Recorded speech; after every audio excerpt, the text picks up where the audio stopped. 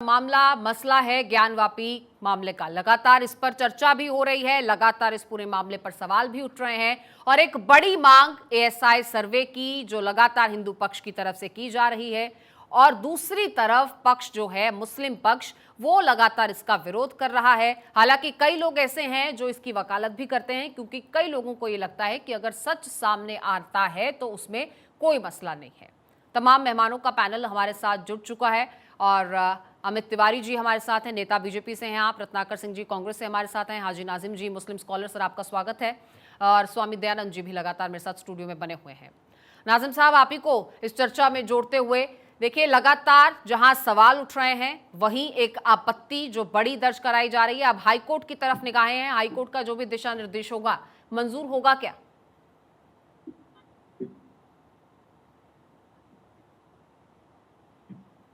देखिए मैम, जिस तरीके से हाई कोर्ट के अंदर अभी हमारा जो सुनवाई चल रही है, आज केस आएगा, देखिए हम हर चीज का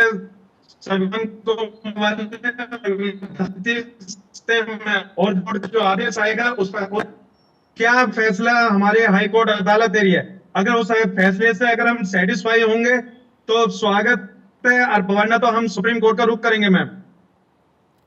यानी अगर आपके हक में फैसला आता है तो सही फैसला होगा, आप स्वागत करेंगे। स्वामी दयानंद जी, आप इतिहास का कुछ जिक्र कर रहे थे कि हमारे तो पुराणों में जिक्र है, लेकिन अगर वहां पर मस्जिद थी तो कहीं उसका जिक्र नहीं है।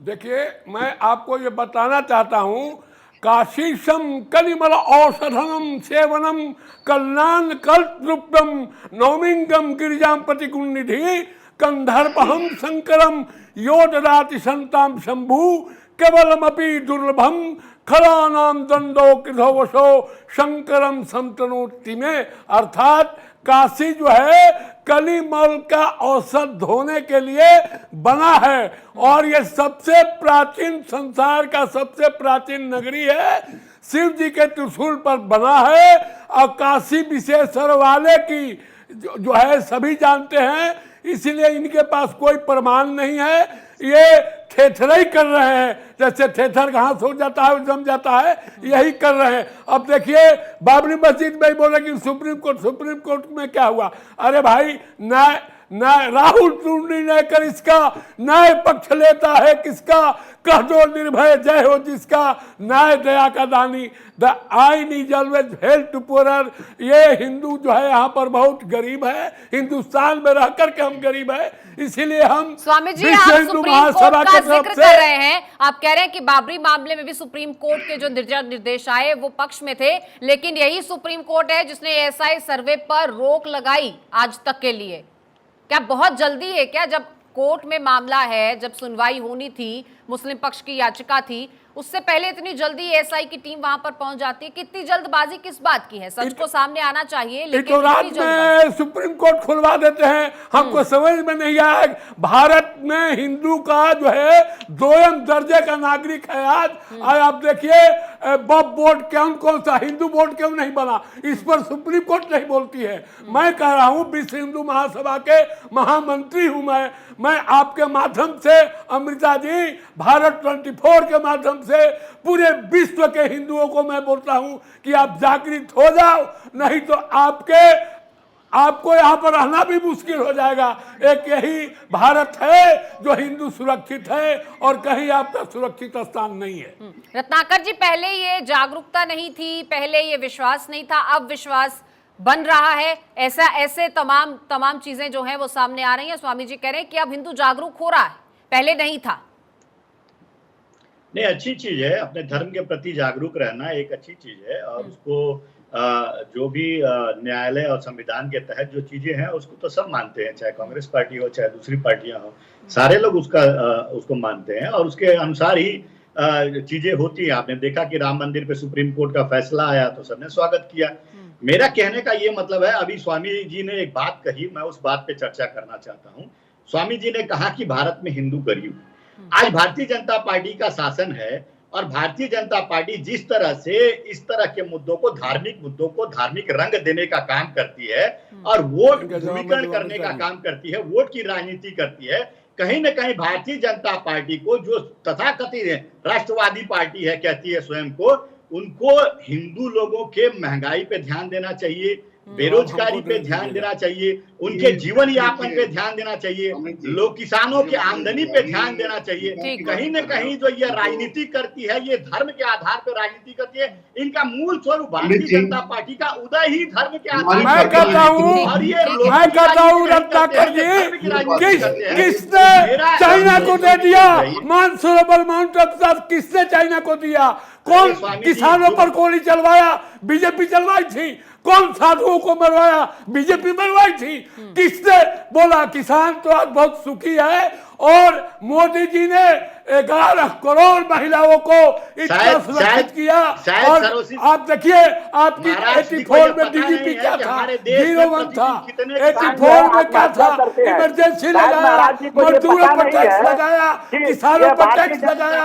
और यही नहीं, सुनिए सुनने के बाद रखिए, निम्न वर्ग के मजदूरों पर टैक्स लगाया, अफसर पर टैक्स लगाया। इंदिरा जी ने उस समय डुबा दिया आपने, और मनमोहन सिंह ने डुबा दिया अर्थ को, और मोदी जी ने आज विश्व में नाम किया। आपको डर लग रहा है? आपको डर? जितने चोर है आपके सामने मणिपुर है, देश की बेटियों को नंगा घुमाया जा रहा है, इसका होता है क्या? आगे देखिए, देश को कौन डुबा रहा है? देश का नाम कौन शर्मसार कर रहा है? स्वामी जी, ये आप बता दीजिए। आप आरोप लगा रहे हैं, हिंदुओं पर, आप आरोप लगा रहे हैं, आप भारतीय जनता पार्टी से प्रश्न पूछ लीजिए कि हिंदुओं के लिए उन्होंने क्या किया है? 80% यहाँ पे हिंदू भाई हैं, उनको महंगाई से मुक्ति दिलाई है क्या? रोजगार दिलाया है क्या? स्वामी जी, स्वामी जी, रत्नाकर जी का जवाब भी अब सुन लीजिए। रत्नाकर जी जवाब दे रहे हैं। पूछ लीजिए भारतीय जनता पार्टी से। मैं आपका बहुत सम्मान करता हूँ। मैं भारतीय जनता पार्टी से पूछ लीजिए कि हिंदुओं के लिए क्या किया है? क्या उनको महंगाई से निजात दिया है?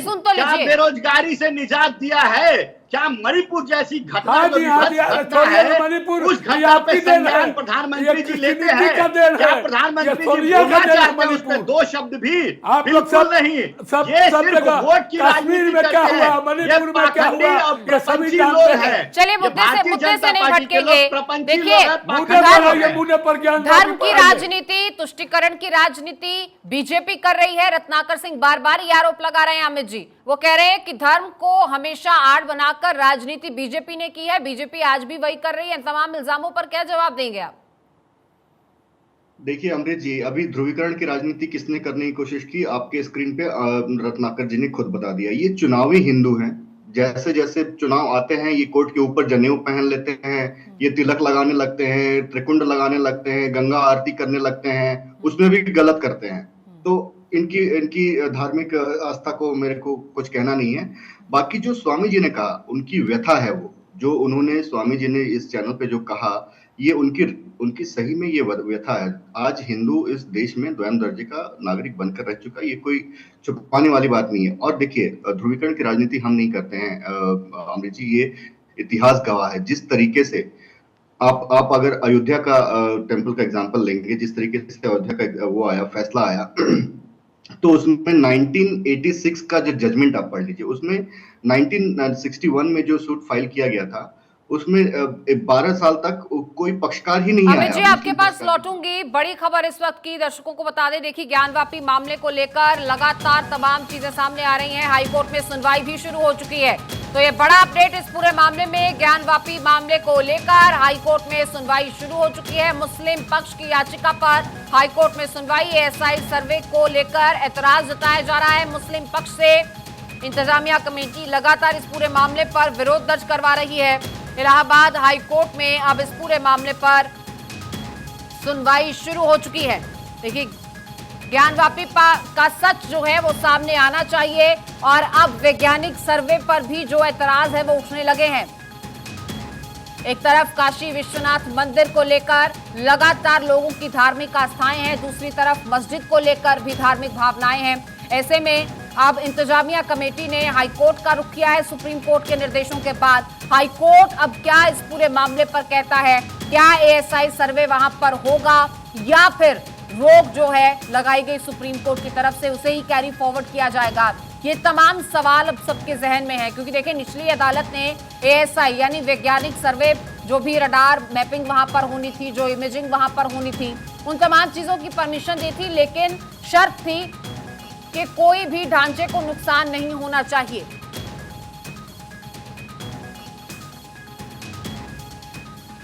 और इसी के मद्देनजर ये सर्वे, एएसआई सर्वे यहां पर करवाया जा रहा है।